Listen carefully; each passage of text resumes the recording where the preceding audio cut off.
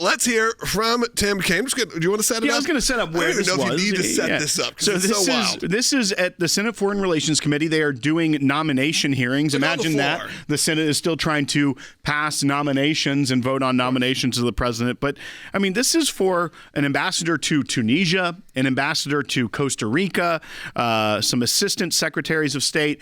Not really the must-see TV hearings. These aren't the cabinet level. These aren't the most of us were not ambassador to the UN. But this is the senator from Virginia who sits on the Foreign Relations Committee of the Senate, had this to say to one of the nominees who was concerned about him saying that our rights come from God. That is what the nominee said. Here is what the senator from Virginia had to say to him as a response. That's what the Constitution says. The notion that rights don't come from laws and don't come from the government, but come from the creator, that's what the Iranian government believes. It's a theocratic regime that bases its rule on Sharia law and targets Sunnis, Baha'is, Jews, Christians, and other religious minorities. And they do it because they believe that they understand what natural rights are from their creator. So the statement that our rights do not come from our laws or our governments is extremely troubling. Of course.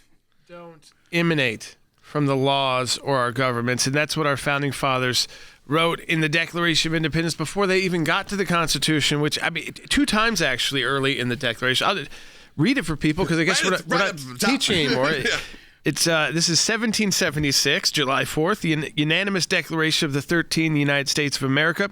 When in the course of human events, you've heard this one before, it becomes necessary for one people to dissolve the political bands which have connected them with another and to assume among the powers of the earth the separate and equal station to which the laws of nature and of nature's God entitle them. You move on. This is the second section of the Declaration of Independence, really the second main section. We hold these truths to be self-evident that all men are created equal, that they are endowed by their Creator with certain unalienable rights, and those rights are life, liberty, and the pursuit of happiness. Again, this idea that the law, it does stem from the laws of nature and of nature's God, and then those inherent rights are then imperfectly by man put into legislation and enshrined. And even in the Constitution, and we're constantly having to figure out how do we make that, how do we get closer to that statement of the natural rights and laws that we all should enjoy. We're constantly working towards that to make that better. And even in the Constitution itself, the Bill of Rights, the big debate about the Bill of Rights and how we ended up getting the first amendments to the Constitution, which were passed right after the Constitution, the debate wasn't whether or not those were the rights of the people. No. Those were assumed to be self-evident. Right. So one camp was saying, this is self-evident. We don't need to list it out, because if we have to list it out, then people will think that it's only your right if it's listed in the Constitution. Right. But these are self-evident. The others were concerned that maybe Tim Kaine would come along in the future and say that if we don't list the freedom of speech, freedom of religion, freedom of assembly, the right to bear arms, these things, then they don't exist, and therefore we can trample on your rights. But it was never a debate about where the rights came from and that government got to grant them. It was making sure that the government was there to protect what God had already given us. And the fact that the senator is saying you realize he is comparing the Declaration of Independence to Sharia law. No, not directly comparing it, because it's saying the generic idea that life, liberty, and the pursuit of happiness are just enshrined in us by our Creator, by the concept of human beings. Step, and I think, again, because America's for all freedom-seeking people, it doesn't matter what your faith is. It's not that they are it's not like we're taking and going right from the Bible to the courts. It's an interpretation of humanity, philosophy, and humanity, biblical values, the Judeo-Christian values, then put into man's words, into laws. And so where your source of that information is very important. And so the source of that in Iran is very different than the United States of America. And Ted Cruz wasn't going to have that. That's right. You had Pastor Ted Cruz come out for a moment here. That's right. We should play Ted Cruz. But I think this is also a reminder to everyone why the ACLJ exists.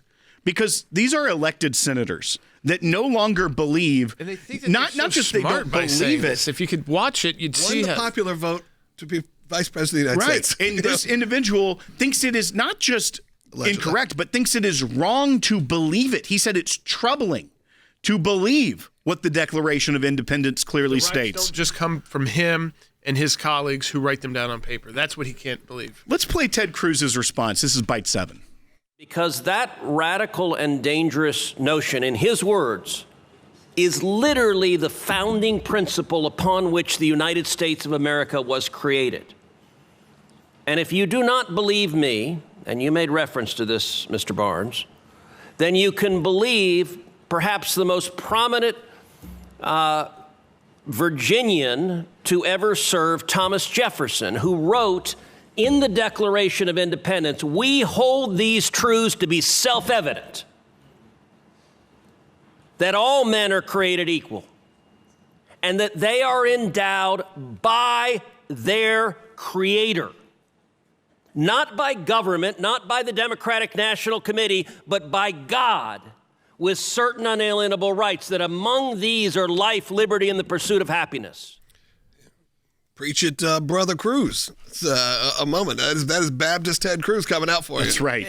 I mean, and once again, though, I think it shows, Jordan, why at a time like this, organizations like the ACLJ, why we have to fight at the lowest levels, at the very basic levels of school boards or with schools, all the way up to the Supreme Court. The U.S. Senator will mock you for agreeing with the words of the Declaration of Independence, that there are certain unalienable rights that no government has the right to take away from you. He said, what's the setup all the to government this? should be doing is protecting you is to protect those rights for you. They can never take, and if they do take those rights away from you, they are not a legitimate government, which was why they declared independence. Once you stop protecting those rights, and again, humans aren't perfect, so you constantly have to work at protecting unalienable rights, to treat everyone equally, to get there. It's not an ending discussion. But why the Constitution doesn't have to be a living, breathing document is right there through like our Declaration of Independence and our founding documents. They set the stage for kind of our goals as a country. And mocking that, to me, and just saying, you know what, we only want to rely on human beings for what the law says is legal and illegal or wrong or right. Well, history has shown that doesn't work well. You always want some bigger idea to strive for, and that's what the United States is about. And this was in response to a nominee, Riley Barnes, who was nominated to serve as Assistant Secretary of State for Democracy, Human Rights, and Labor. And in his statement, he noted that he agreed with the Secretary of State, Marco Rubio, who recently said that the U.S. was founded on the principle that all men are created equal because our rights come from God, our Creator, not from our laws, not from our government. So in his statement of saying, I agree with who I want to be my future boss if you confirm me, I agree with the Secretary of State's position, which is the position of the Declaration of Independence and our founders. That's what set off the sitting senator from Virginia to have to go on a rant about how dangerous that is, how troubling that is, and how having someone like that is like having someone from the Islamic Republic of Iran. That is, it sounds almost like this is something we're making up. Like, it can't be that a senator from Virginia would say that. And yet, that's exactly what we see here.